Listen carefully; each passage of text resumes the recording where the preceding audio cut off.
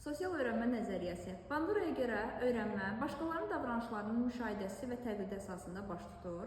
Öyrənmə yalnız intellektual amillərdən deyil, eyni zamanda sosial faktorlardan da asılıdır. Bu nə deməkdir? Yəni biz öyrənməni sadəcə kitablar vasitəsilə həyata keçirmirik. Bizdən daha bilgili başqa insanlarla qarşılıqlı şəkildə ünsiyyət quraraq, əməkdaşlıq edərək, birgə fəaliyyət quraraq da həyata keçirə bilirik. Uşaqlarda öyrənmə bir-birlərini müşahidə edərək davranışlarının kopyalanıb təqlid edilməsinə əsaslanır. Məhz bu baxımdan bu proses müşahidə əsaslı öyrənmə adlanır.